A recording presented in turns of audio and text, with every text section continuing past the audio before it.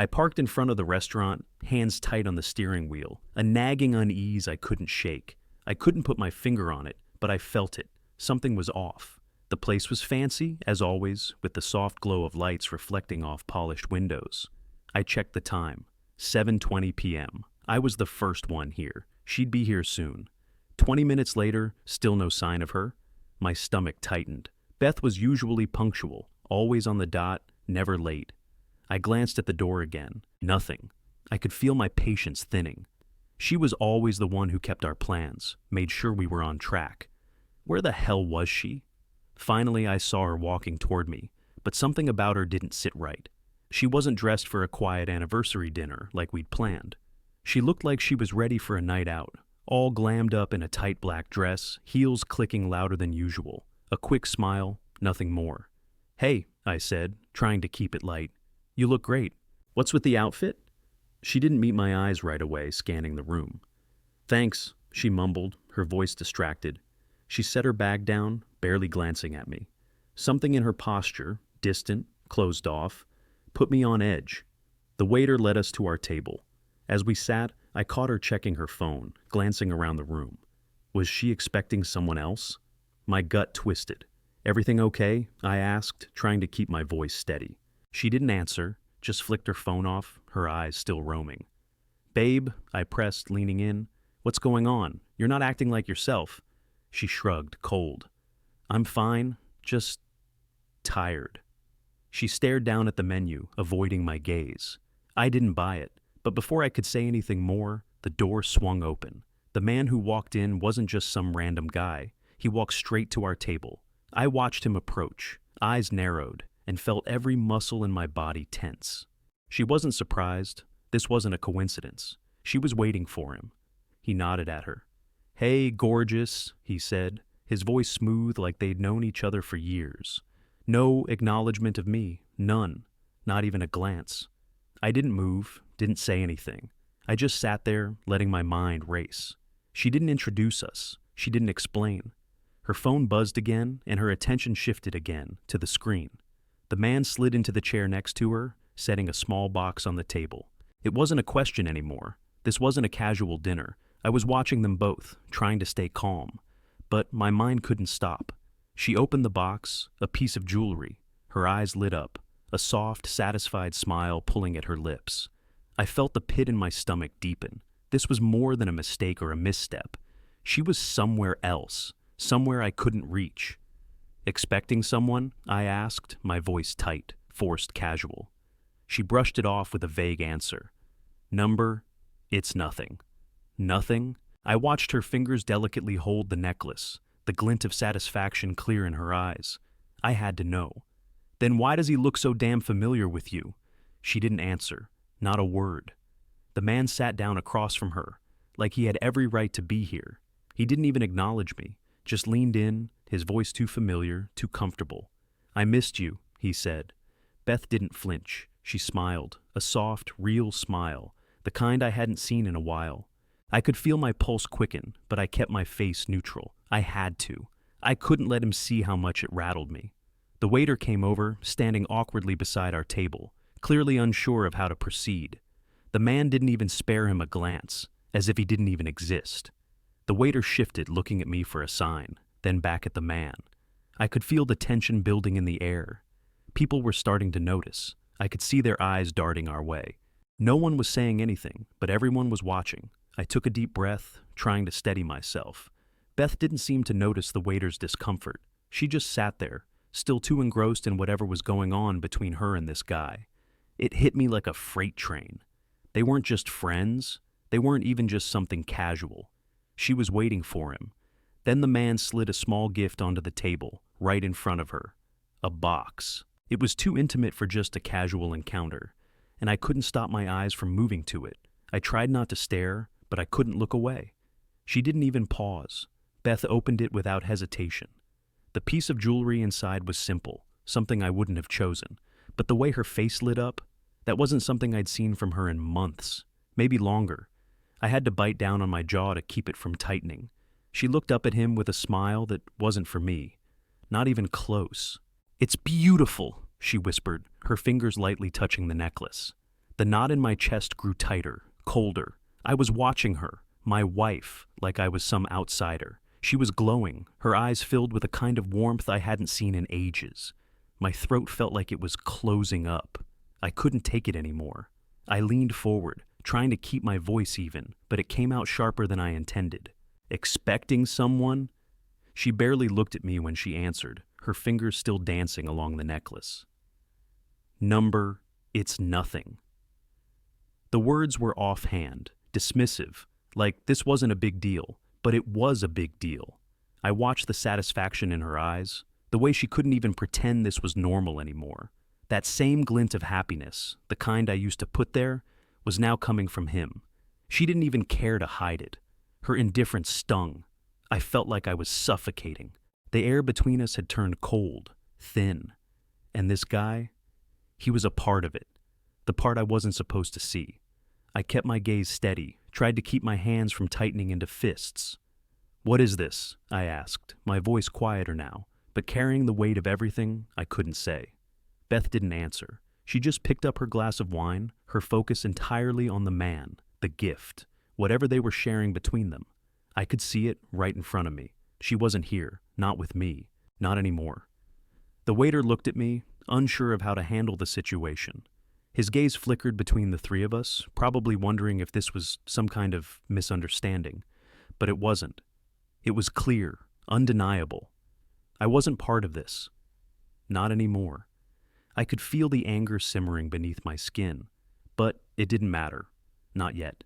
She wasn't going to get away with this, not this time. I wasn't going to let it slide. "Nothing, huh?" I repeated, my voice cold now. "Then why does he look so damn familiar with you?" Beth's eyes flickered for a second, but she didn't say anything, and that was enough. I didn't need anything else. I knew. She wasn't mine anymore. I couldn't stop watching them. Every glance, every little touch, every moment they shared, it was like the world was closing in on me. My stomach churned, and I could feel my grip on everything I thought I knew about my relationship with Beth slipping away. This wasn't just some bad night out. This was a shift, a betrayal unfolding right in front of me. The man leaned back in his chair, eyes still locked on her. He threw me a sideways glance, a smirk tugging at his lips. "So, what are you anyway?" he asked, his voice low but not quite a whisper. "Some desk jockey going through a midlife crisis?" The words hit like a slap, but I didn't flinch. He was trying to provoke me. It was obvious, and I wasn't going to play his game. This wasn't about him, even though he clearly wanted it to be. I kept my eyes on Beth, her face so absorbed in him. It was like I wasn't even there. I tried to focus on my breathing, my hands tightening around my glass of water. The way she looked at him. This wasn't some mistake. This wasn't something she was going to brush off. She was gone, somewhere else, and I wasn't going to let it slide. The man nudged her gently, a little too familiar, his hand brushing hers. "You really know how to pick 'em, don't you?" I forced my gaze back to him. The smirk on his face was a challenge, daring me to react. I could feel the anger building inside me, a thick knot I wanted to just rip out. But I didn't. Not yet. I needed something. I needed her to see it, to face it. Beth didn't react, not even a glance. She just smiled at him, too damn comfortable in this new reality. I could hear the murmurs around the restaurant. People were starting to notice us now, catching the little exchange. Phones were creeping up in the corners of my vision, snapping shots of whatever this mess was. The attention only made the room feel smaller, suffocating. I could feel their eyes on me, judging, whispering, waiting to see what I would do. I leaned back in my chair, eyes flicking from her to him, then back again. I could feel my pulse thudding in my ears. But I wasn't going to react like he wanted. I wasn't going to give him that satisfaction. I wasn't going to let her off the hook either, not like this. I'd been blind. I had to face that. For all the years I'd been married to Beth, all the times I'd trusted her, hell, all the ways I'd ignored the cracks in the foundation. This was the moment where it all came crashing down. And if I walked away from this without confronting her, without exposing the truth of what was happening, I'd be lying to myself forever. It wasn't about her excuses anymore. I wasn't waiting for an apology. I wasn't waiting for her to tell me I was overreacting. I was done pretending. I met her eyes, my voice low but steady. "This ends now. Whatever this is, you owe me the truth." Her expression barely changed, but I saw the flicker in her eyes, that brief flash of guilt that couldn't quite be hidden. It was enough. I could feel it, her walls starting to crack, just enough for me to see what was really going on behind them. The man raised an eyebrow, his smile faltering for a second. It wasn't the reaction he expected. He was ready for a fight, for some kind of confrontation. But I wasn't giving him that. Not yet. Beth didn't respond. She kept her eyes on her wine, her fingers tracing the rim of her glass. But I wasn't going to let her hide anymore. "I'm not leaving here until you tell me what's going on, Beth," I said, my voice sharper now. "I want to know who he is. I want to know what the hell's been going on behind my back." The tension in the air thickened. I could feel the whole restaurant watching us now, sensing the storm. I wasn't walking away this time. The man leaned in, his smirk widening like he was about to deliver the final blow. "Walk away or bleed," he said, his voice low and filled with the kind of arrogance I wanted to crush. The words were straight out of a bad action movie, cheesy, juvenile, but they hit something inside me. Something snapped. I was done playing nice, done waiting for answers that weren't coming. It wasn't about him anymore. I matched his tone, calm and steady. "You choose?" For a second his smirk faltered. His eyes narrowed, like he hadn't expected me to come back at him so coolly. But that hesitation was enough. I knew what needed to be done. In one fluid motion I grabbed his wrist, twisting it with precision. He barely had time to react before I yanked him off balance, pulling him toward me.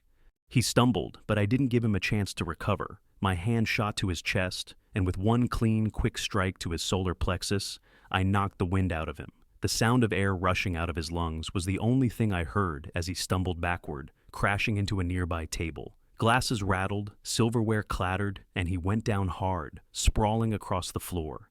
The entire restaurant went quiet.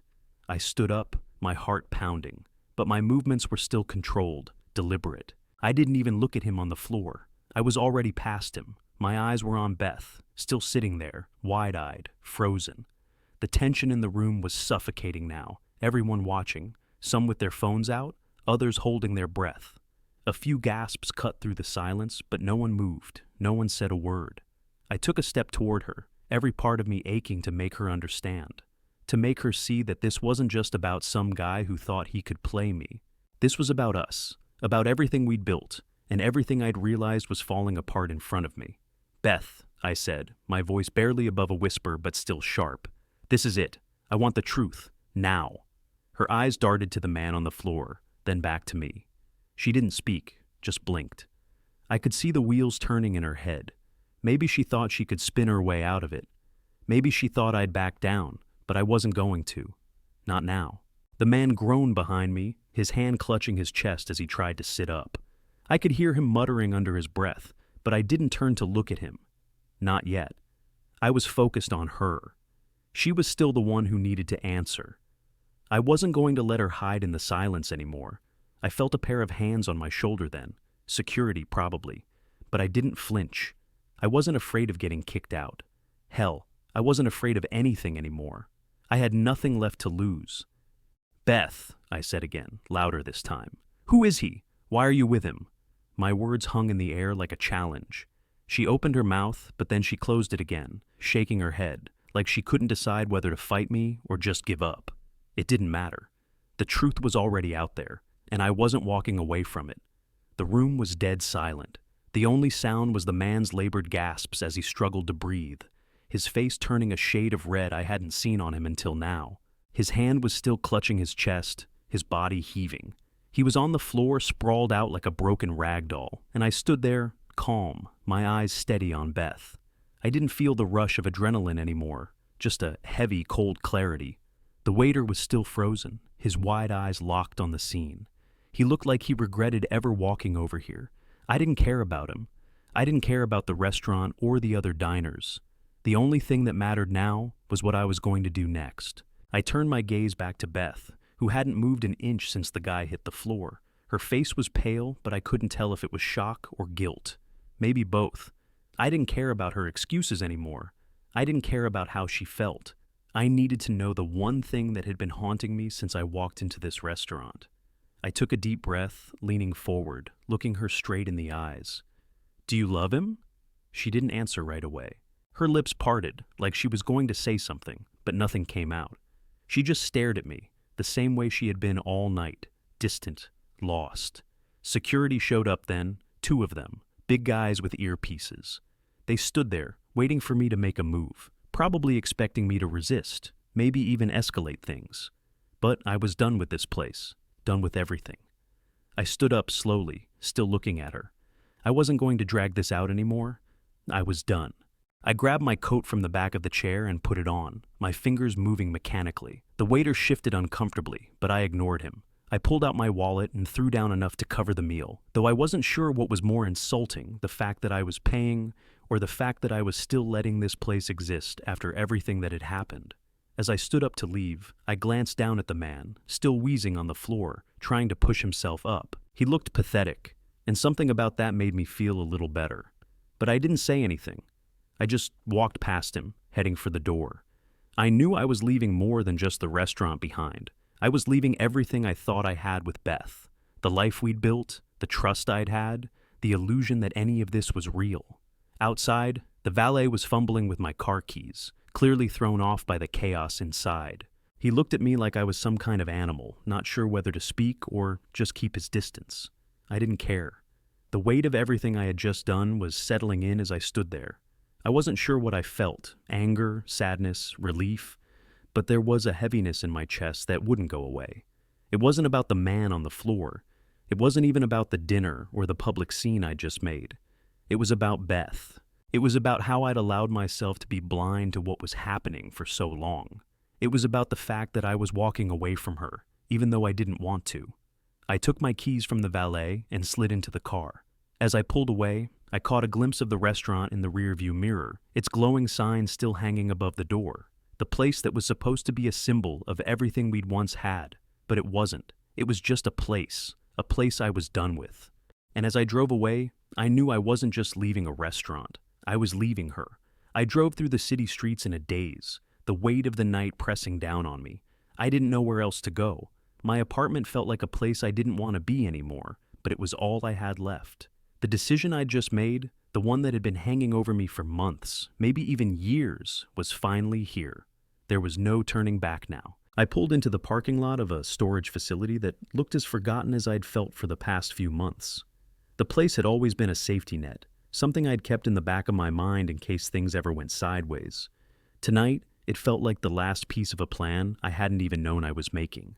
The gate buzzed open, and I drove through, parking in front of the unit I'd kept under lock and key. I hadn't opened it in years, never thought I would need to. I pulled out my keys and opened the door, the metal creaking as it slid back.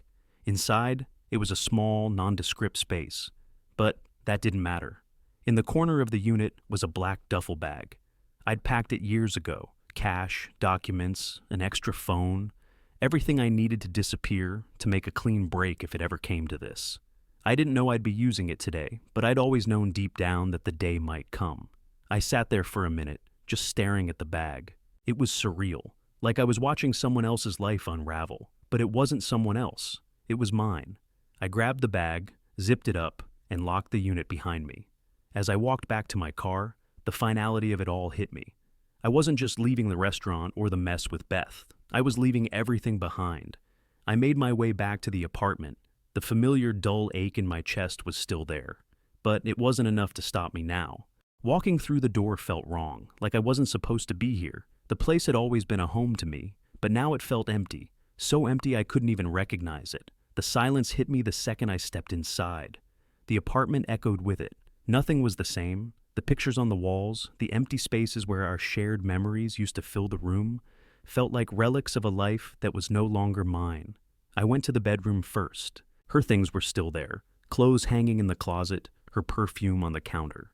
It made the room feel even colder, like I could still feel her presence, even though she wasn't here. I walked over to the drawer where she kept her emergency cash. She'd always had a small stash hidden away for times like this, just in case. I pulled out the envelope, expecting it to feel weighty, like it always did. But when I opened it, I could see right away. It was thin, too thin. I didn't even need to count it. I knew exactly what this meant. She hadn't come home yet, and when she did, it would be later than usual. She'd been prepared too. She'd been making plans just like I had, but I'd been too blind to see it. The silence in the apartment thickened. I felt like I couldn't breathe, like the walls were closing in on me. But I wasn't going to let it break me. Not now. I wasn't going to be the one left in the wreckage. I had already made my decision. I didn't need any more proof. I knew everything I needed to know, and I wasn't going to sit around waiting for more answers. I grabbed the bag, my mind made up. There was no point in pretending anymore. I wasn't going to be the part of this farce. I headed for the door, one last look around the place that used to be my home, but there was no nostalgia left in me. I didn't need to say goodbye, not to her, not to any of it. It was over. I left the apartment with the bag still in hand, my mind locked in on what needed to be done.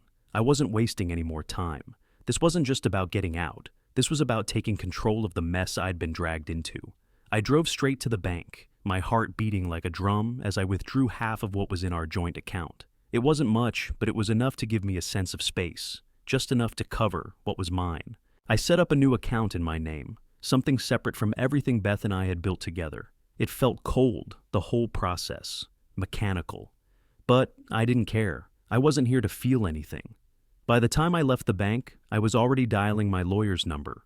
My lawyer, Matt, was a no-nonsense guy who didn't waste time on small talk.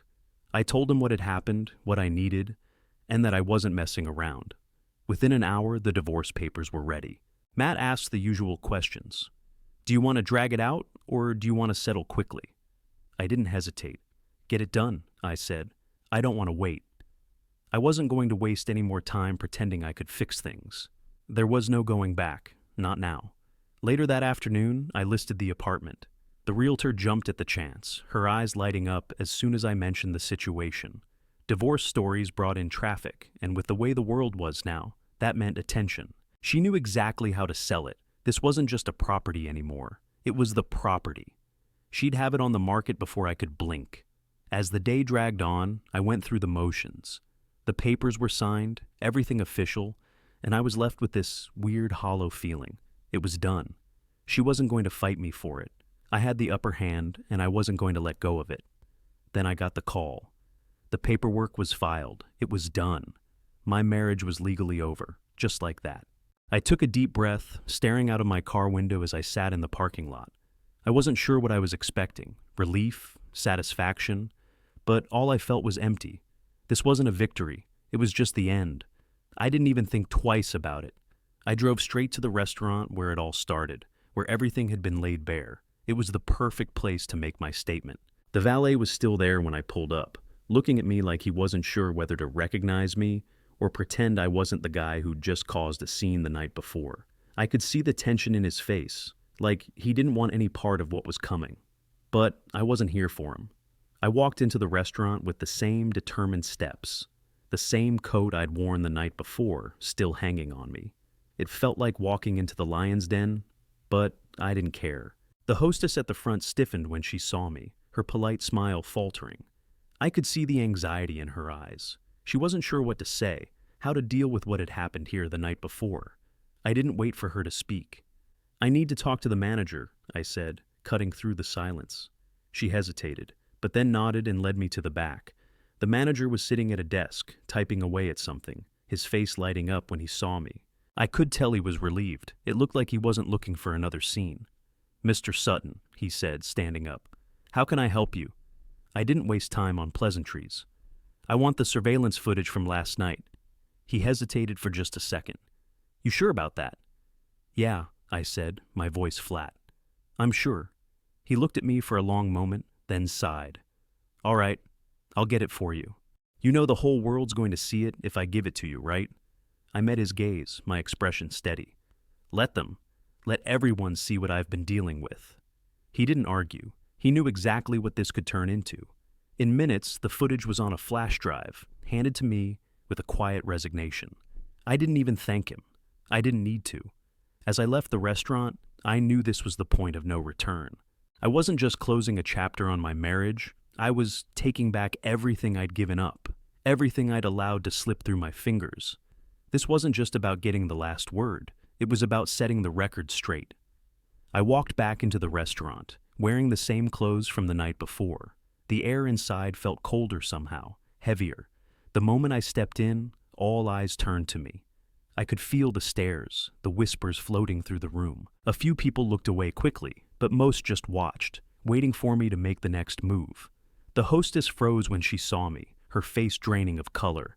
I didn't care. I wasn't here for her.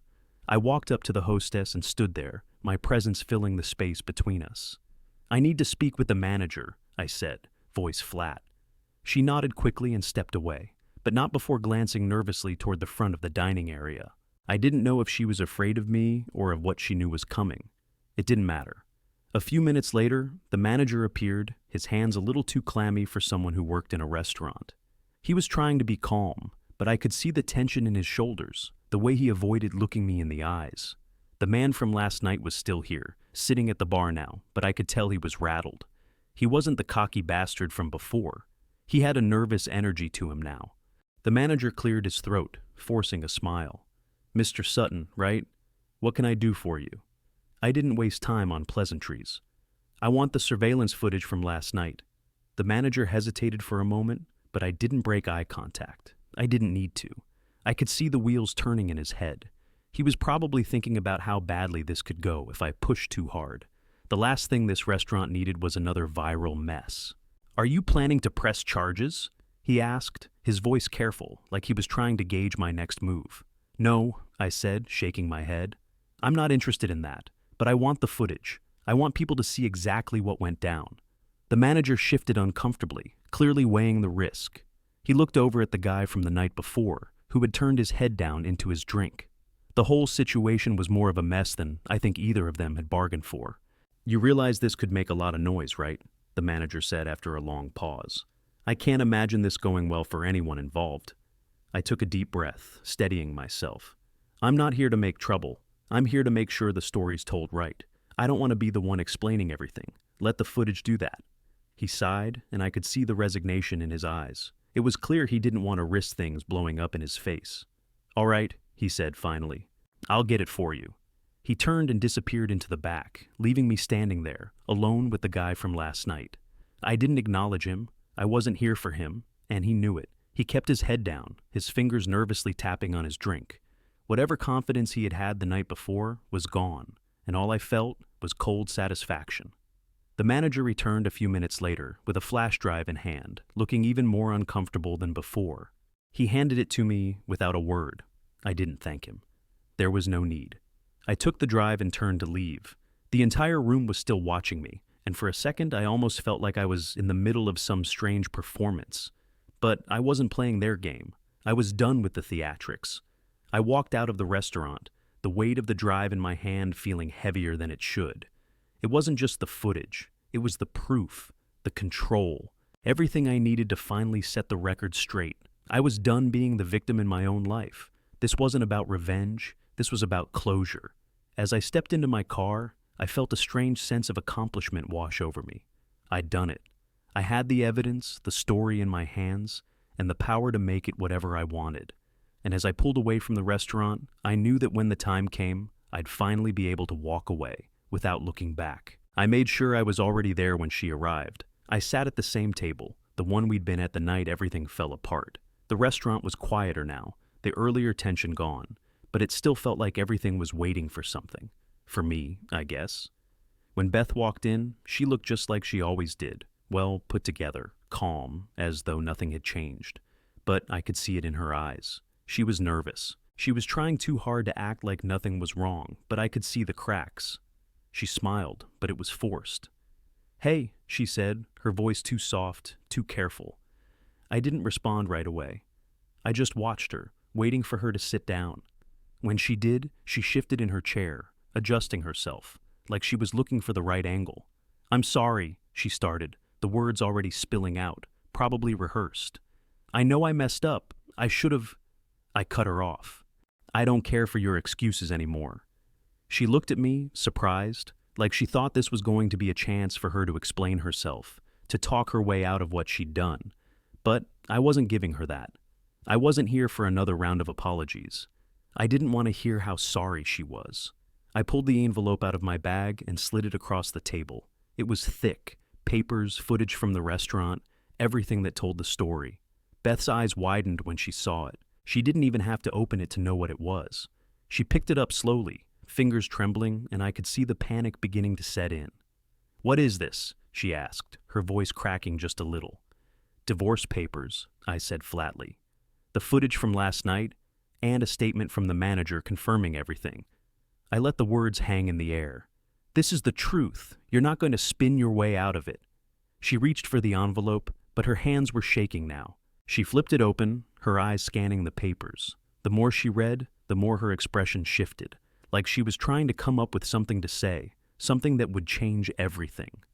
I didn't mean for it to happen like this," she stammered, her voice higher than usual, the words tumbling out in desperation. "You don't understand." I didn't let her finish. "Number.